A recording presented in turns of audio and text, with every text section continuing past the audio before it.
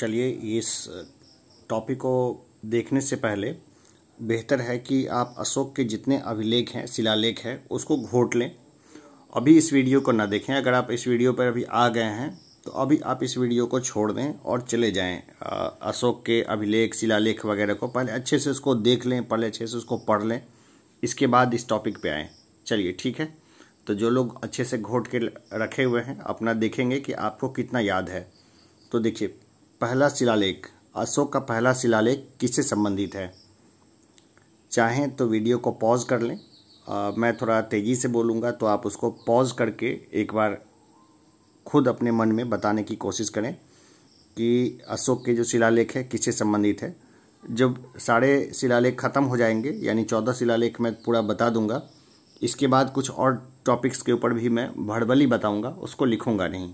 तो चलिए सबसे पहले देखते हैं पहला शिलालेख ये किससे संबंधित है ना। पहला शिलालेख किससे संबंधित है तो ये संबंधित है पशुवध निषेध से। पहले अशोक के खाने के लिए भी 2 मोर वगैरह पकते थे उसके पाकशाला में, तो उसको सबको उन्होंने प्रतिबंधित कर दिया। सारे पशु पक्षी वगैरह को भी उसने मारने पे प्रतिबंधित कर दिया। तो पहला शिलालेख किससे संबंधित है तो वो संबंधित है पशुवध निषेध से। दूसरा शिलालेख किससे संबंधित है तो विदेश में जो धम्म प्रचार था उससे संबंधित है, और साथ साथ जो है इससे भी संबंधित है, जैसे कि मनुष्य और पशु के चिकित्सा का उल्लेख इसमें है दूसरे शिलालेख में। पहला तो धम्म के प्रचार का उल्लेख है और दूसरा किसका उल्लेख है, मनुष्य एवं पशु के चिकित्सा का उल्लेख है किसमें, दूसरा अभिलेख में। विदेश में धम्म का प्रचार एवं मनुष्य और पशु चिकित्सा का उल्लेख दूसरा शिलालेख में, ठीक है ना। तीसरा शिलालेख की हम लोग देखें तो तीसरा शिलालेख में क्या है, तीसरा शिलालेख में है, तीसरा शिलालेख ध्यान आ गया, राजुक एवं युक्त की नियुक्ति एवं अधिकारियों को हर 5 वर्ष पर राज्य भ्रमण करने का आग्रह, ये है तीसरा शिलालेख में। अब बात करें चौथा शिलालेख की। चौथा शिलालेख को हम लोग देखें तो धम्म घोष का भेरी घोष के स्थान पर प्रतिपादन। तो धम्म घोष यानी कि जो धर्म को धम्म जो बोलते हैं वो वाला धम्म घोष, भेरी घोष यानी युद्ध के लिए जो बजता था ना वो तुरही, उसके जगह पर जो है धम्म घोष का प्रतिपादन, ठीक है। पांचवा शिलालेख को हम लोग लेते हैं तो धम्म महामात्रों की नियुक्ति। पांचवा शिलालेख में क्या है, धम्म महामात्रों की नियुक्ति। छठा शिलालेख पे हम लोग आते हैं। छठा शिलालेख में क्या है, जन मामलों को निपटाने के लिए प्रशासनिक सुधारों का उल्लेख। जन मामलों को सुलझाने के लिए प्रशासनिक सुधारों का उल्लेख छठा शिलालेख में है।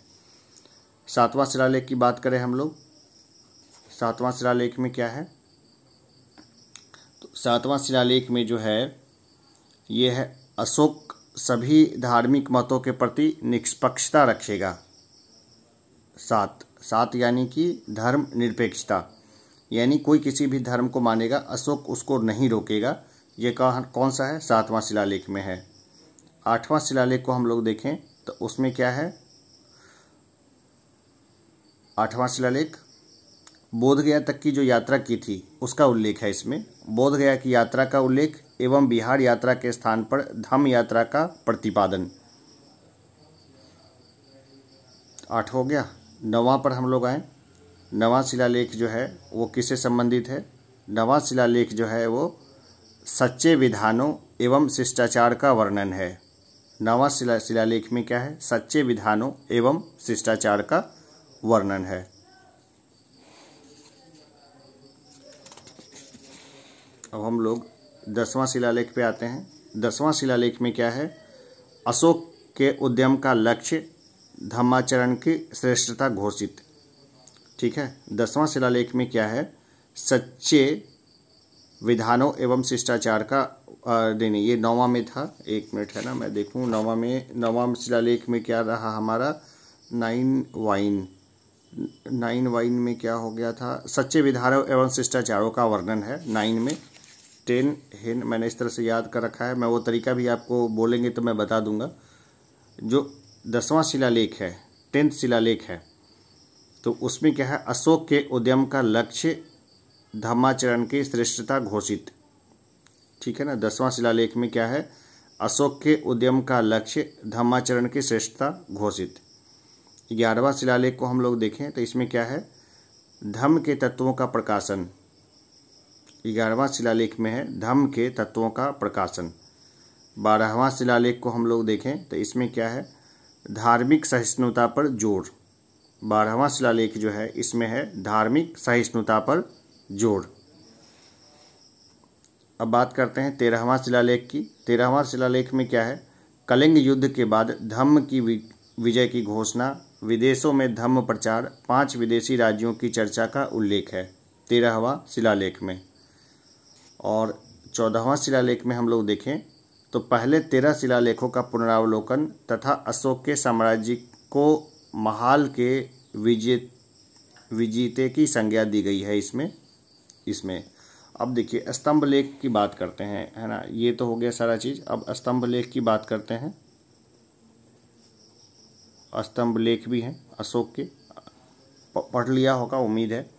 तो इनकी संख्या कितनी है, स्तंभ लेख की संख्या टोटल 7 है और ये 6 स्थानों से प्राप्त हुए हैं, जिसमें रामपुरवा है, दिल्ली टोपड़ा है, मेरठ है, लौड़िया नंदनगढ़ जो बिहार का एरिया है वहाँ है, लौड़िया अरेराज जो बिहार में है, एवं कौशाम्बी प्रयाग में ये मिलता है।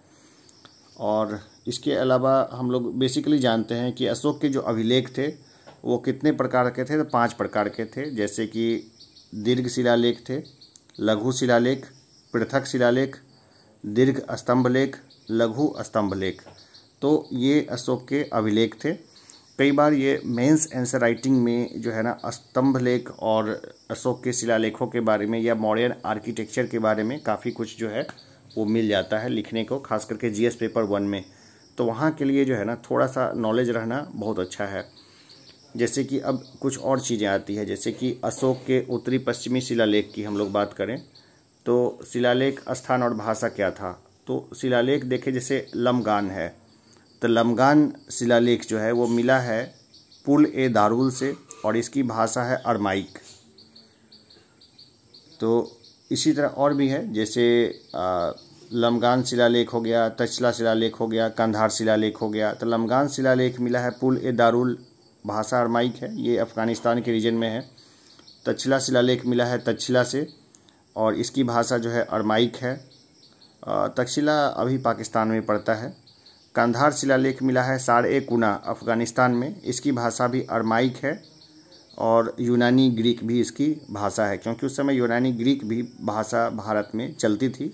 यूनानी लोग आ गए थे अशोक से थोड़ा पहले ही, अशोक के शासनकाल से काफ़ी पहले आ चुके थे। हम लोग जानते हैं हिस्ट्री में कि जब नंद वंश का शासन था तभी जो है सिकंदर जो है भारत के अंदर प्रवेश कर चुका था। तो उस हिसाब से जो है यूनानी भाषा जो है वो भारत में रच बस गई थी।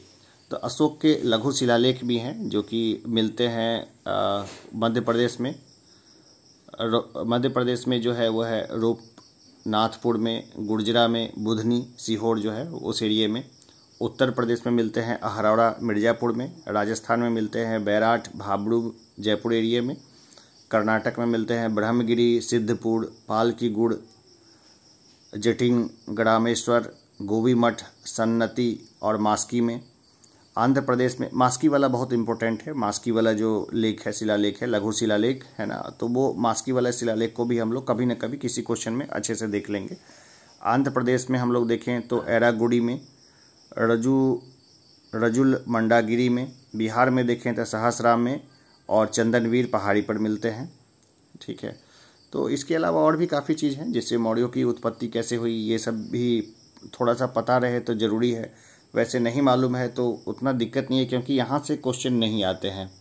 यहाँ से क्वेश्चन कभी आए नहीं हैं, कभी आ सकें वो अलग केस है, थोड़ा सा ध्यान में रहना ज़रूरी है। जैसे ब्राह्मण परंपरा के अनुसार जो है वो मौर्यों को शूद्र कहा गया है ना, तो मुड़ा नाम की स्त्री से उत्पन्न माना गया है और उसको शूद्र बोला गया है ब्राह्मण परंपरा के अनुसार। जैसे बौद्ध साहित्य है महावंश, उसके अनुसार से इसको क्षत्रिय बोला गया है। और मतलब ये बोला गया है कि गोरखपुर जो है ना, जो वहाँ पर मौर्य नामक क्षत्रिय कुल है, वहाँ से उत्पन्न हुए थे। परिशिष्ट पर्वन के अनुसार से इसको मोड़पालक का पुत्र बोला गया है। मुद्रा राक्षस में इसको विरसल यानी शूद्र वंश से उत्पन्न माना गया है, मौर्य वंश को। और राजपूताना गजेटियर में इसको राजपूत बोला गया है, ठीक है ना। तो यहाँ से संभवतः क्वेश्चन किसी तरह का नहीं बनता है, उम्मीद है किसी तरह का क्वेश्चन यहाँ से नहीं बनेगा। देखिए क्वेश्चन कई बार आ जाता है, जो बिंदुसार किस उम्र में गद्दी पर बैठा था, या अशोक किस उम्र में गद्दी पर बैठा, राजगद्दी पर बैठा, इस तरह के क्वेश्चंस भी होते हैं। इस तरह के छुपे हुए क्वेश्चंस होते हैं, तो ये तो थोड़े से प्रैक्टिस से ही आएंगे। और ये क्वेश्चंस है ना इस तरह के, वो रिजल्ट में आपका नाम जो है वो सुनिश्चित कर देते हैं। जैसे कि और भी क्वेश्चंस आते हैं, जैसे बिंदुसार के और कितने नाम थे, तो भद्रसार, वायु पुराण में इसको भद्रसार बोला गया है। अमित्रोचेटस बोला गया है, यूनानी लेखक ने इसको बोला है। सिंहसेन इसको जैन ग्रंथ कहता है। अलिट्राकिर्डस ये बोलता है स्ट्रैबो। और बिंदुपाल चीनी विवरण में है, इसका नाम है बिंदुपाल। तो ये जो है ना कुछ नाम है जो महत्वपूर्ण है। उसी तरह अशोक के अन्य नाम हैं, जैसे कि पुराण में इसको बोला गया है अशोक वर्धन, और गिरनार अभिलेख में इसको अशोक मौर्य लिखा गया है। भाबरू अभिलेख में इसको प्रियदर्शी ना, लौंज, मगध, मास्की मध्य प्रदेश तथा गुजरा में इसको लिखा गया है। नेटूर एवं उदय गोलाम कर्नाटक अभिलेख में अशोक नाम मिलता है। तो देवनाम प्रियम प्रियदर्शी जो है ना, ये भी नाम जो है अशोक का मिलता है। तो कौन कौन से अभिलेख में क्या कहाँ कहाँ मिलता है, आगे हम लोग जैसे जैसे इसको आगे बढ़ाते जाएंगे अपने टॉपिक्स को, तो हम लोग और डिटेल्स इसको जानते जाएंगे। जैसे तीर्थ या महामात्य बोला जाता था, जो राजनीतिक रूप से जो पोस्ट थे उनको तीर्थ बोला जाता था। जैसे मंत्री, पुरोहित, सेनापति, युवराज, दौवारिक, अंतर्वेदिक, समाहर्ता, सन्निधाता, प्रशास्ता, प्रदेष्टि, पौड़, व्यवहारिक, नायक, कर्मांतिका, मंत्री परिषद, दंडपाल, दुर्गपाल, अंतःपाल। तो नंबर ऑफ तीर्थ कितने थे ये महत्वपूर्ण है, इनको कितना वेतन मिलता था, तो ये सब भी आप एक बार देख लीजिए। वैसे मैं जैसे जैसे आगे सेट बताता जाऊंगा, सेट में वो सब भी चीज़ें मैं लेते आऊँगा। अभी एक और सेट शुरू करूँगा मोस्ट एक्सपेक्टेड क्वेश्चंस। ये तो चल ही रहा है, ये वाला तो क्वेश्चन का सेट जो है, और मैं मोस्ट एक्सपेक्टेड क्वेश्चंस जो है ना वो भी अब मैं बताता जाऊंगा, उसको एकदम विशेष उल्लेख के साथ, ताकि आपकी जो कमिंग एग्जामिनेशंस है उसकी तैयारी अच्छी हो सके। चलिए अभी के लिए इतना ही, धन्यवाद।